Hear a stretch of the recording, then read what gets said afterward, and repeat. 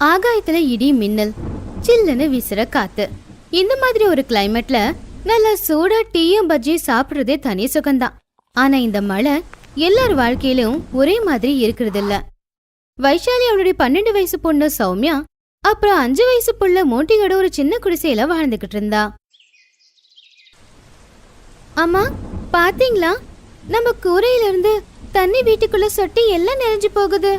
கடவுளே, ஏதாவது பண்ணலனா தண்ணியில வீடே முழுகிட போல. மழை ரொம்ப அதிகமாயிக்கிட்டே இருந்துச்சு.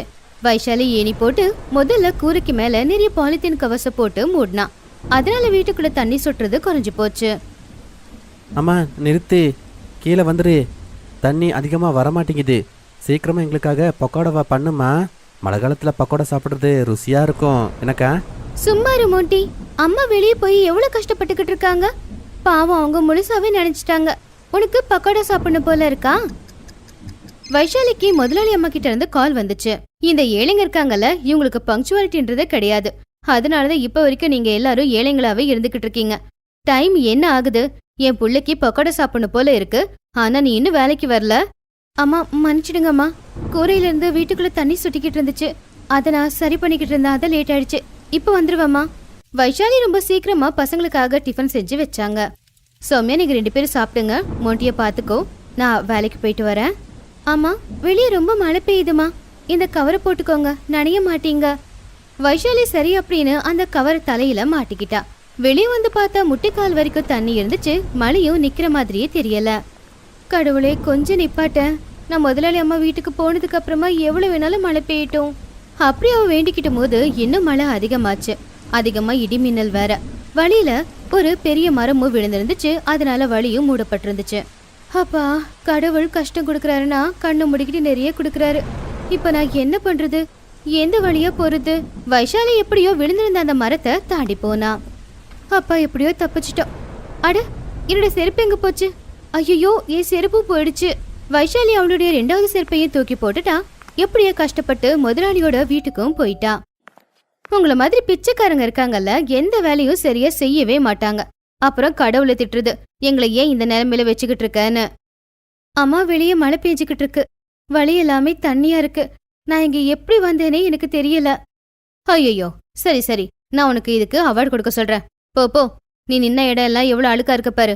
முதல்ல இது எல்லாத்தையும் சுத்தம் செஞ்சுட்டு பாத்திரத்தை கழுவிட்டு அதுக்கப்புறம் எங்களுக்காக டீயும் பக்கோடாவும் செஞ்சு எடுத்துட்டு வா. அதுக்கப்புறமா சமையல் செய். விஷாலி முதல்ல கிச்சனுக்குள்ள போய் டீ, ஸ்நாக்ஸ், அப்புறம் சமையலும் செஞ்சா. அதுக்கப்புறம் தரைய சுத்தம் செஞ்சா. அவளையும் சுத்தம் செஞ்சுக்கிட்டா. அம்மா, வைஷாலி ஆண்டி இன்னைக்கு மனசார பக்கோடாவை பண்ணல போல. இதில் உப்பு அதிகமாயிடுச்சுமா, எனக்கு இது வேண்டாம்.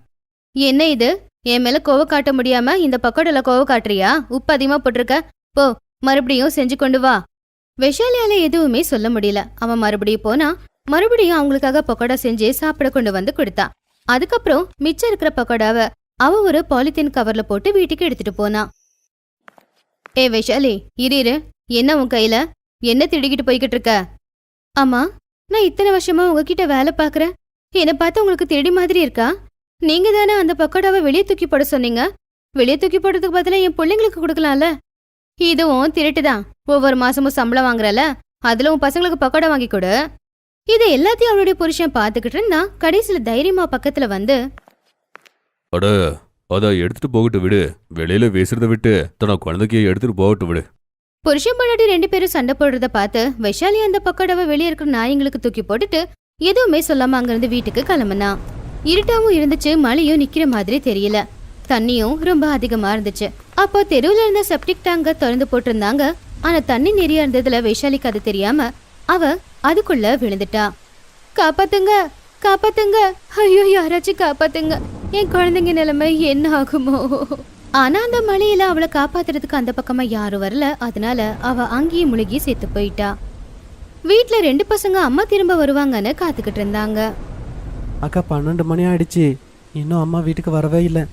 மோண்டி, நீ கவலைப்படாத, தூங்கு. வெளியே பாக்குறல மழை எப்படி பெய்யுதுன்னு. ஒருவேளை அம்மா மழையில வர முடியாம முதலாளி வீட்லயே தங்கியிருக்கலாம். கேட்கலான்னு நம்ம கிட்ட போனும் இல்ல. அன்னைக்கு நாள் பூரா அம்மா வீட்டுக்கு வரவே இல்ல.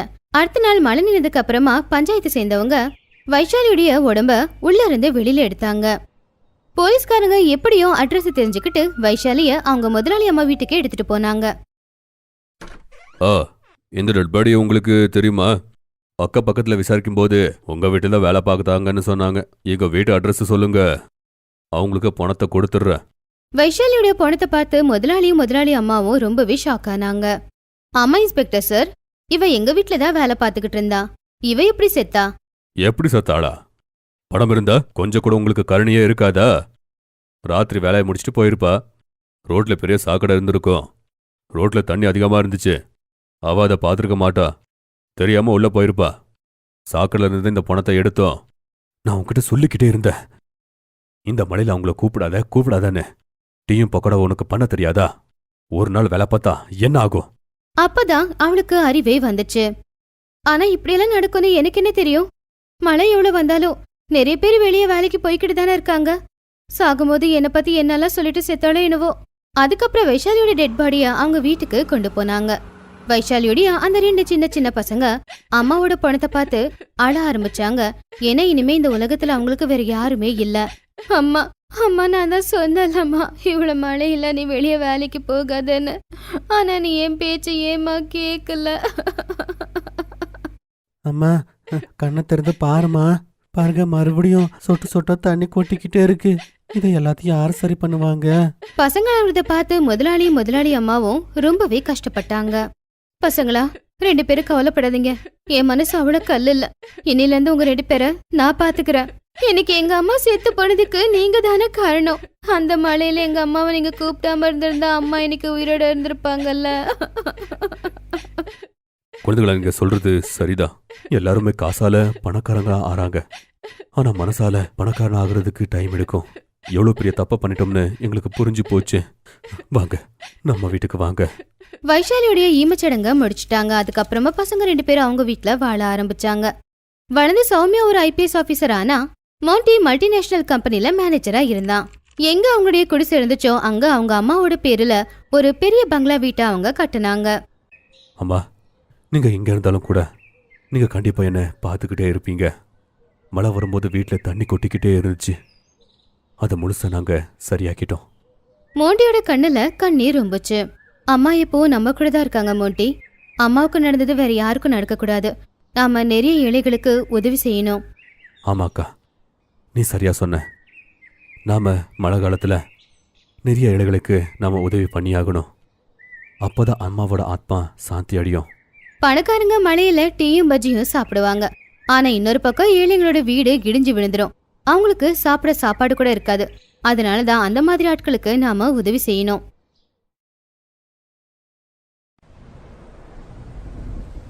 ஆமா, அது வெளியில பயங்கரமா மழை பெஞ்சுக்கிட்டு இருக்கு. தெருவெல்லாம் ஒரே தண்ணியா இருக்கு. மழை விட்டதுமே நான் வந்துடுறேம்மா. மழை வந்தா போதும், நீங்க எல்லாரும் காரணம் தேட ஆரம்பிச்சிடுறீங்க. 1/2 மணி நேரத்துல நீ வேலைக்கு வரணும். அப்படி இல்லைன்னா நாளைக்குல இருந்து வேலைக்கே வர வேண்டாம். ஹலோ அம்மா, அம்மா கொஞ்சம் கேளுங்க. Hello hello. இப்ப என்ன பண்றது? பிங்கியோட அப்பாவும் இப்ப வீட்டுல இல்லையே.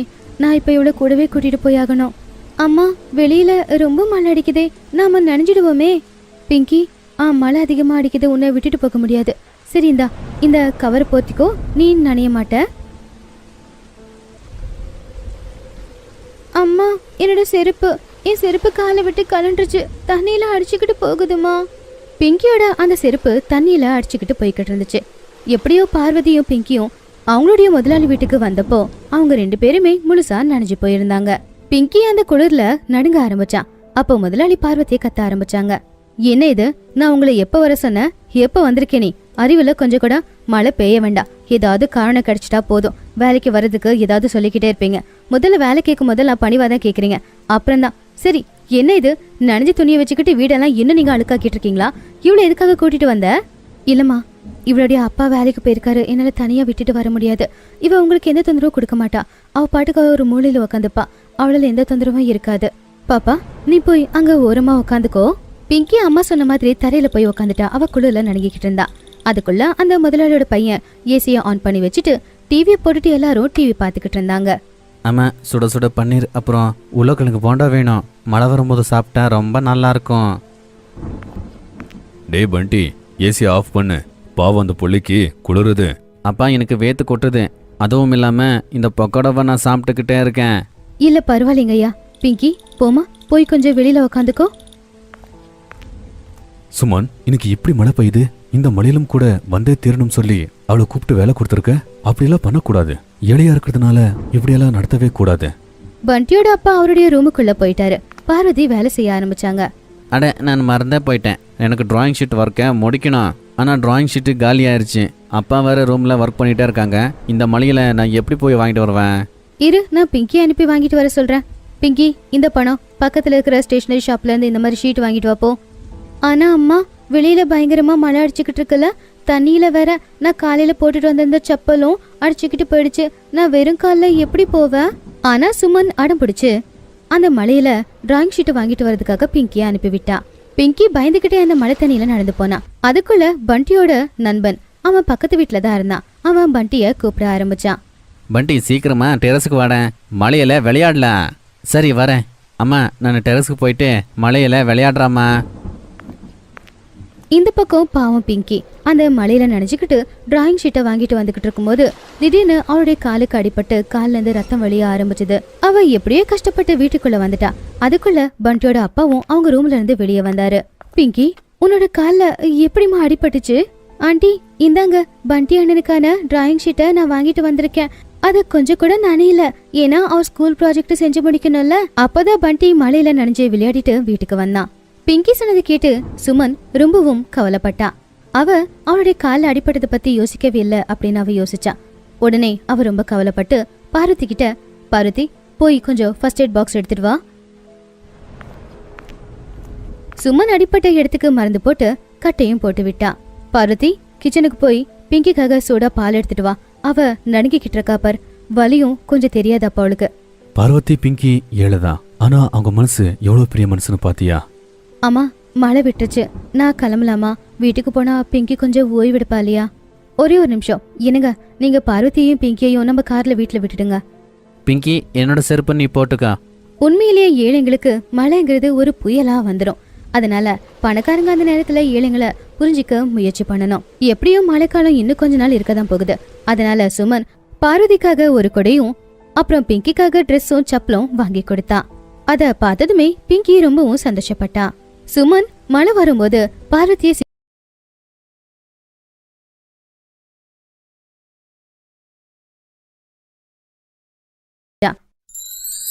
Thanks for watching.